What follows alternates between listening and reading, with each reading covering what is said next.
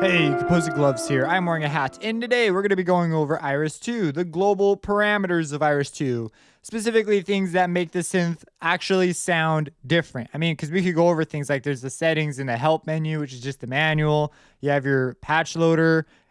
So we'll talk about those after we cover like the sort of important stuff. So I want to focus real quick here on this voice mode. And we see here that we have mono, legato, and poly. Poly is polyphonic, so you're able to play more than one note at a time.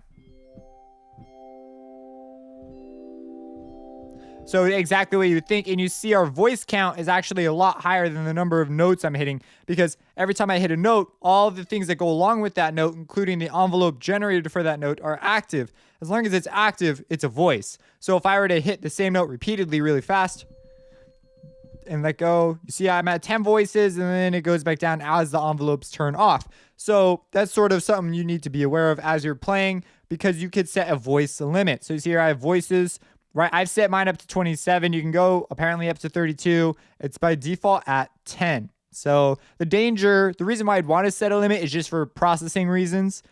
You just set a limit, say I don't want to go above this, that way, and then it won't let you. You can't go above it. It won't play new notes. It'll selectively, I believe it'll play the last note hit and delete the oldest note.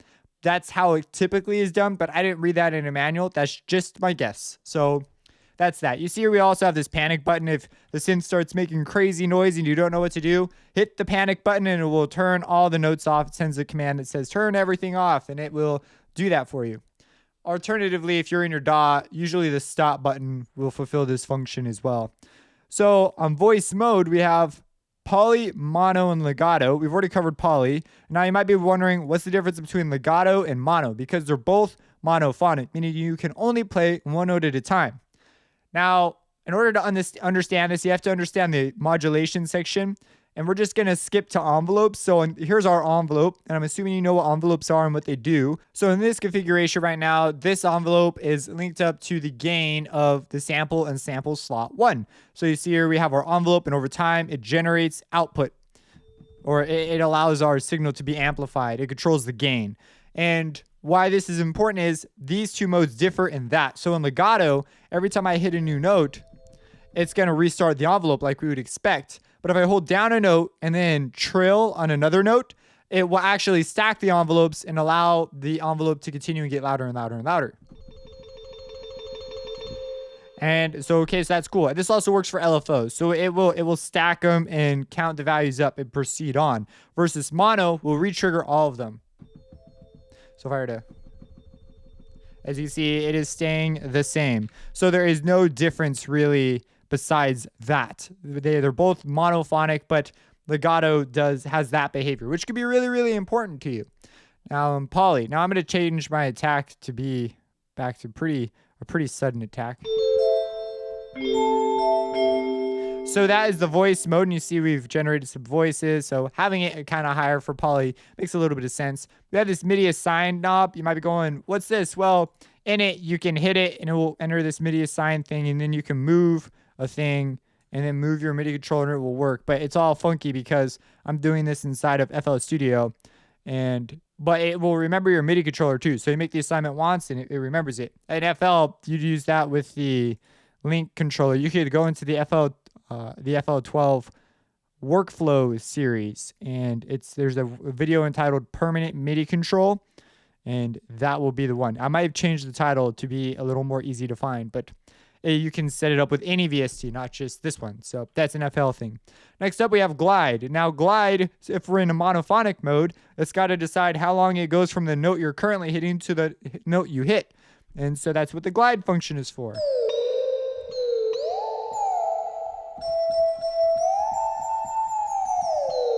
And obviously really long time sound a little outrageous.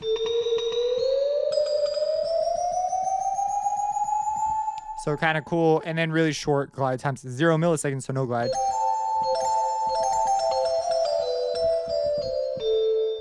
And monophonic, we just discussed the differences between them. Next up, we have intensity, which is basically a mix of compression and saturation. That's all they would say in their manual too. They didn't like give any hints at like what was going on in here. So it's just compression saturation. If you want to do this on your own, you can. And then we have our output. And so usually it's at like -8 or whatever. And it's not very high. So I find myself boosting this quite often. But you may decide, because if you're dealing with one sample, it's going to be really soft. So you may boost it here and here, and then maybe even use intensity.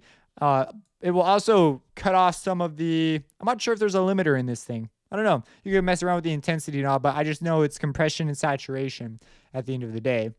And okay, so that's what's going on there. Over here, we have our 4 sample slots. We've seen these. We're pretty familiar with them. These are the individual volume controls. And we're able to open up well, if we hit the all, we're able to see them all right there. And we can actually apply filter movements to them at the same time. So if we were to like load up a sample, and then go, hey, here we go. Here, one over here. Not when I say at the same time, I mean like we can just work on them all right here. You're also able to copy things and paste them to other ones. So let's say, oh, I want this sample and selection. You can paste that here. Paste sample and selection, and boom, there it is in 3. And then if you wanted to affect the effects and things all at once, you go to the mix window and you'd have them all right there in sort of a mixer setup. So it's the sample tab though, just 4 times. So it's just the sample tab. And we'll talk about the effects here in a little bit. But that is what is going on. If you have any questions about this, let me know. There are a couple other knobs here. There's the new, so if you want to get a new preset and it's going to warn you, are you sure you want to start a new preset? And you can hit no if you're like, no, I don't want to. You can save it. You can update it. If I were to update this, it would overwrite this patch, so I don't want to update it. But if you want, and then you can also hit random, and it'll just literally load random patches so you can experiment with the big library and maybe you stumble across something you really like. It's just an element of creative freedom they've decided to give you.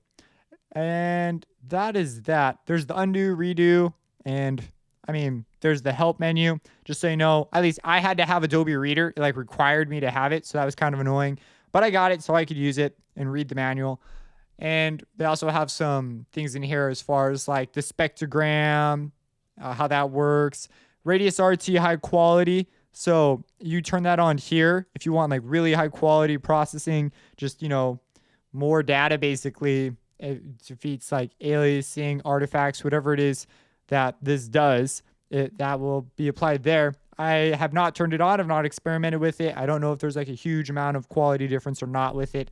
It's also going to depend a lot on how far you're going away from your original sample. So I'd imagine if you only go up like a semitone or whatever with this, then it's not going to be that big of a deal. But if you go up like, you know, 3 octaves, I'd imagine there's probably a noticeable difference at that point. So you may consider doing that for rendering. Who knows? And you also could change your libraries down here to tell where to look for samples and whatnot. That's that. I'm trying to think. Yeah, I'm pretty sure that's everything in the global command. If you have any questions, let me know. Subscribe and have a blessed day.